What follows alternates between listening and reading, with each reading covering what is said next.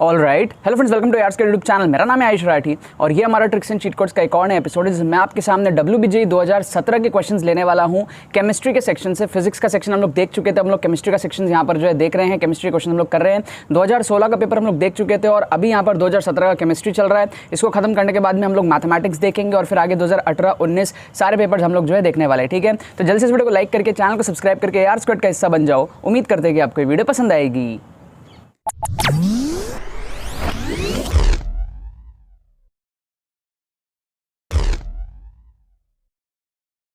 Students, क्या आपका score WBJ में 60, 70, 50 इस रेंज में अटकता है? क्या आप चाहते हो इंप्रूव करके 110, 120 इस रेंज में पहुंच पाओ ताकि आपका जादवपुर यूनिवर्सिटी जो है गारंटी से जो है सिक्योर हो पाए? अगर आपकी ऐसी सिचुएशन है, आपको समझ में नहीं आ रहा है कि आप कम टाइम में चीज़ किस तरीके से कर सकते हो, तो आपको अब टेंशन लेने की यहाँ पर कोई ज़रूरत नहीं है। हमारा एक्सक्लूसिव मेंटरशिप कोर्स जो है जिसमें ऑलरेडी बहुत सारे स्टूडेंट्स 300+ स्टूडेंट्स रजिस्टर कर चुके हैं, ये आपको सिखाएगा किस तरीके से आप लोग कम टाइम में अपने स्कोर को इंप्रूव कर सकते हो। लेट से अगर आप 40, 50, 60 इस रेंज पर अटक रहे हो तो आप किस तरीके से 100, 110 तक लेकर के जा सकते हो कम टाइम में। इसमें हम लोग आपको ट्रिक सिखाते हैं, स्ट्रैटेजी सिखाते हैं। प्री रिकॉर्डेड वीडियोस के फॉर्म में आपको 4 घंटे के लगभग का एक कोर्स मिलेगा जिसमें आपको सारी चीज़ें समझ में आएंगी, किस तरीके से अपने स्कोर को जो इंप्रूव कर सकते हो। मैंने किस तरीके से करी थी, मैं किस तरीके से अंडर 1000 रैंक लाया था WBJ के अंदर में, और वो सारे एक्सपीरियंसेस मैं आप लोगों के साथ में इस कोर्स के द्वारा शेयर करता हूँ। राइट, तो अगर आपको इसमें एनरोलमेंट लेना है, ज्वाइन करना है, तो सिंपल सा प्रोसेस है। आपको डिस्क्रिप्शन में जो है पेमेंट प्रोसेस का जो है पेमेंट डिटेल्स दी हुई रहेंगी, पेमेंट की लिंक दी हुई रहेगी। उस पर आप क्लिक करके पेमेंट पेज पे पहुंच के पेमेंट प्रोसेस कंप्लीट कर सकते हो। विदिन 6 आवर्स आपको AR स्क्वाड की तरफ से, हमारी टीम की तरफ से एडमिशन ईमेल आएगा एंड आपको विदिन सेम डेज जो है कोर्स की वीडियोस भी शेयर होनी स्टार्ट हो जाएंगी। राइट, आपको डिस्क्रिप्शन में एक व्हाट्सअप लिंक भी मिलेगा, उस पर आप क्लिक करके हमारी टीम को व्हाट्सअप पे मैसेज कर सकते हो। एंड अगर आपको पेमेंट रिलेटेड कोई भी इश्यूज आ रही है या फिर कोर्स रिलेटेड कुछ भी आपकी क्वेरीज हो तो वो आप पूछ करके भी कोर्स में एनरोलमेंट ले सकते हो। राइट, लेकिन जितने भी सीरियस एस्पिरेंट्स हैं, मेक श्योर करना कि आप लोग इस कोर्स का जरूर से जो है फायदा उठा लो। तो देखो, यहाँ पर मैंने आपके सामने क्वेश्चंस लिया है WBJ 2017 के केमिस्ट्री के पेपर से। ठीक है, हम लोग फिजिक्स का पेपर ऑलरेडी देख चुके हैं। फिजिक्स के अंदर में ना हम लोग टोटल 20 क्वेश्चंस देख लिए थे एंड टोटल 28 मार्क्स, मतलब जिसमें 20 में से हमारे जो है 12 क्वेश्चन थे सिंगल करेक्ट में, मतलब 12 मार्क्स, और 8 क्वेश्चन थे हमारे 2 मार्कर क्वेश्चन, सिंगल करेक्ट भी और हमारे पास में जिसमें मल्टी करेक्ट होता है वो भी, तो 16 मार्क्स। तो टोटल हमने 28 मार्क्स के अंदर में जो है यहाँ पर ट्रिक्स देख लिया था in the physics section. Right, तो 50 में से 28 नंबर बहुत बड़ी बात होती है। अब हम लोग केमिस्ट्री का सेक्शन देख रहे हैं और केमिस्ट्री में भी हम लोग 20+ नंबर में तो एटलीस्ट कम से कम ट्रिक्स यहाँ पर लगा करके देखेंगे। ठीक है, मोर देन 50% हमारा जो है टारगेट रहता है कि हम जो है ट्रिक्स यहाँ पर लगाएं। ठीक है, अगर हम 30-40% पे भी पहुंचते तो बहुत बड़ी बात होती है, आप काफ़ी ज़्यादा नंबर जो है ट्रिक से यहाँ पर गेन कर सकते हो। अब यहाँ पर मैंने जो क्वेश्चंस लिए वो केमिस्ट्री के लिए हैं। ठीक है, आप लोगों को क्या करना है, वीडियो को सीरीज वाइज फॉलो करना है। अगर आपने पास्ट के एपिसोड्स नहीं देखे तो जाकर के देख लेना।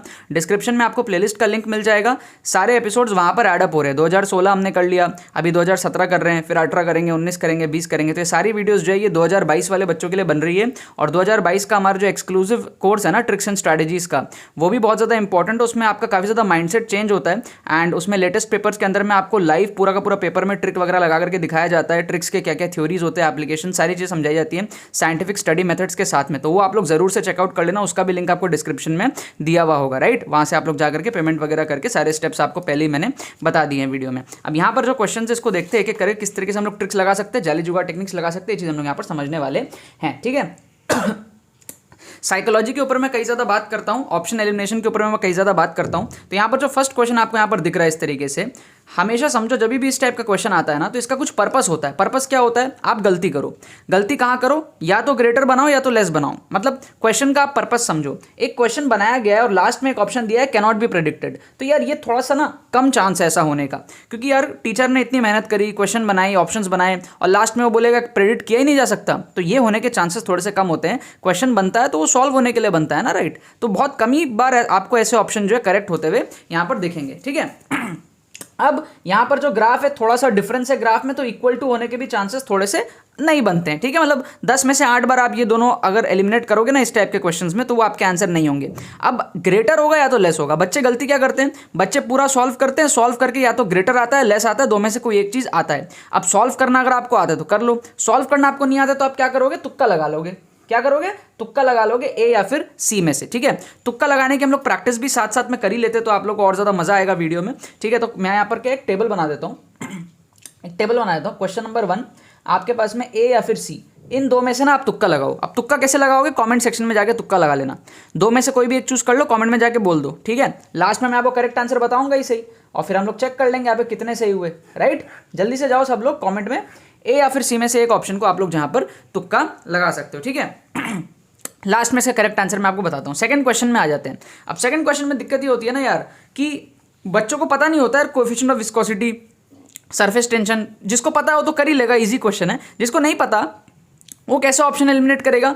भाई काइनेटिक एनर्जी तो पता है सबको, कम से कम उतना तो निकाल लो। काइनेटिक एनर्जी क्या होती है? हाफ mv², और हाफ mv² का आप डायमेंशन निकालोगे तो मास का m आएगा, स्पीड का आएगा डिस्टेंस बाई टाइम, तो L² t-2 ये आ जाएगा ना आपका काइनेटिक एनर्जी, mL² t⁻²। क्या आपको बात समझ में आ रही है? क्या आपको यहाँ पर बात हमारी समझ में आ रही है? तो काइनेटिक एनर्जी हो जाएगा mL² t-2। तो क्या ये इससे मैच कर रहा है? नहीं कर रहा है, तो ये तो आंसर हो ही नहीं सकता। इसको एलिमिनेट कर दो, एक ऑप्शन एलिमिनेट हो गया, है ना। आप समझना, थोड़ा सा साइकोलॉजी समझना। आपका पैटर्न है +1 -1/4, ठीक है। तो 4 में से अगर कोई एक भी सही होता है ना तो भी आप पॉजिटिव साइड में हो। क्यों? क्योंकि एक नंबर मिलेगा और -3/4 जाएगा, तो आप ओवरऑल तो पॉजिटिव साइड में हुए ना, अगर 4 में से एक सही होता है तो। अब हम यहाँ पर अपने प्रोबेबिलिटी को 3 में से एक सही बना दिए। क्यों? क्योंकि हमने एक ऑप्शन एलिमिनेट किया, बाकी 3 में तुक्का लगाएंगे, तो हमने अपने प्रोबेबिलिटी को थोड़ा और बढ़ा दिया। तो जब भी आप कोई एक ऑप्शन भी एलिमिनेट कर देते हो ना, आप फिर तुक्का आपको लगाना चाहिए, क्योंकि आप 3 क्वेश्चन में ऐसे करोगे तो 3 में कोई एक तो सही होगा, एक सही होगा तो +1 मिलेगा, बाकी 3 गलत होंगे तो -2 × 1/4 जाएगा। तो आपका ओवरऑल तो आपका यहाँ पर क्या हुआ? आपका ओवरऑल यहाँ पर पॉजिटिव साइड में ही आप रहोगे। क्या आपको यहाँ पर बात समझ में आ रही है?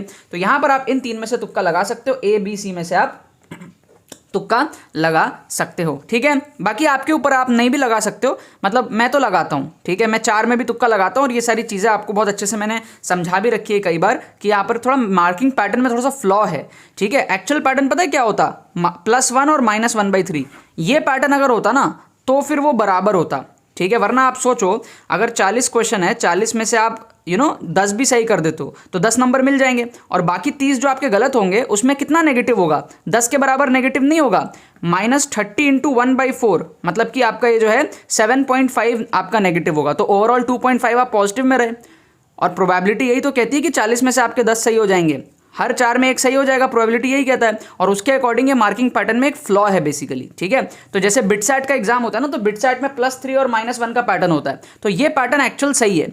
अगर आप जे एडवांस का एग्जाम दोगे तो जे एडवांस में सिंगल करेक्ट में +3 -1 ये सही है, +4 -1 या फिर +1 -1/4 ये सब पैटर्न में ही थोड़े से फ्लॉ है, जिसका हम लोग बहुत तगड़ा यहाँ पर फायदा उठाते हैं वैसे भी। और ऑप्शंस को एलिमिनेट कर लेंगे तो और अच्छे तरीके से उठाते हैं। तो आपको इसमें क्या करना है? A B C में से कोई एक ऑप्शन यहाँ पर तुक्का लगाना है, ठीक है। आप लोग लगा लो कमेंट सेक्शन में जाकर के, मैं आपको लास्ट में इसके करेक्ट आंसर बता दूंगा।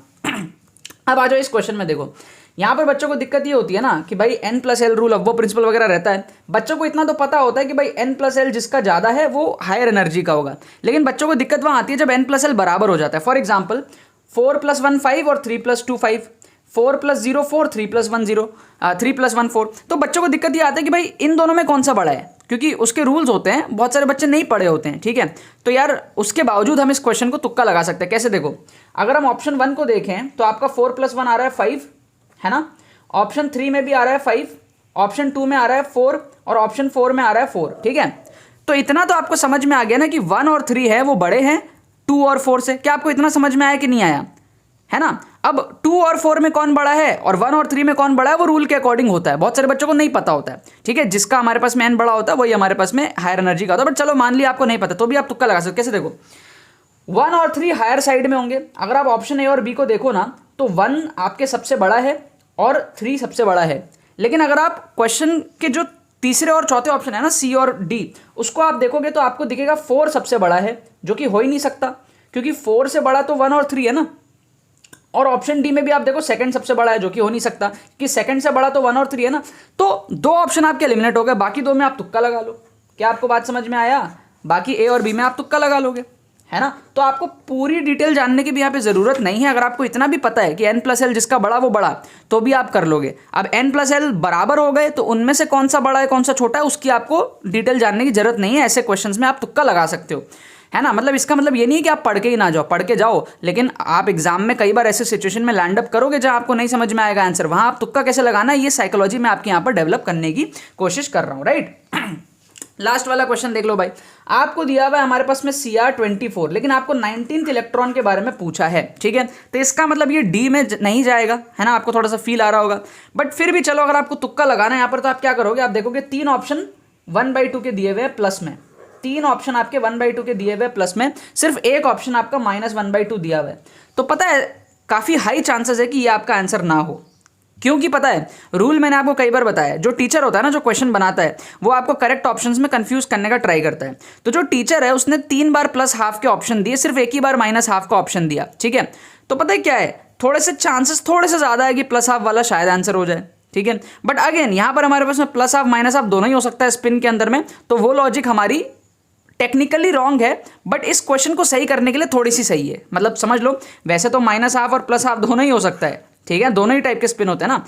तो टेक्निकली जो मैं कह रहा हूँ वो बकवास है, लेकिन थोड़ा सा अगर हम क्वेश्चन के एंगल से देखें, ऑप्शंस को फील करने का ट्राई करें, तो शायद आंसर A, B, D में से होगा और C आंसर शायद नहीं होगा। क्या आपको समझ में आ रही है बात थोड़ी सी साइकोलॉजिकली? क्योंकि जब टीचर क्वेश्चन बना रहा था उसने 3 ऑप्शन सिमिलर रखे और एक ऑप्शन को अलग रखा, -½ डाल दिया एक में, तो थोड़ा चांसेस कम है वो -½ वाला होने का। टेक्निकली थ्योरेटिकली -½ +½ दोनों हो सकते हैं, लेकिन फील के हिसाब से, ऑप्शंस के हिसाब से मैं यहाँ पर बात कर रहा हूँ। क्या आपको बात समझ में आ गई? अब देखो यहाँ पर अगर आप देखोगे तो आपको थोड़ी s ऑर्बिटल की फील आएगी, क्योंकि आपको 19th इलेक्ट्रॉन का यहाँ पर बात बोल रहा है। तो बेसिकली होता क्या है, वो 4s1 3d5 उस तरीके से होता है। अगर आपको डिटेल नहीं भी पता तो आपको थोड़ा सा एक फील तो आ ही जाएगा कि यार ये 24 है तो ये d के अंदर में होता है, बट वहाँ पर 4s और 3d उस तरीके से हमारे पास में आता है, राइट। तो थोड़ा सा भी अगर आपको फील आ गया ना, तो आप यहाँ पर ऑप्शन बी के साथ जा सकते हो। क्या आपको यहाँ पर बात समझ में आ रही है?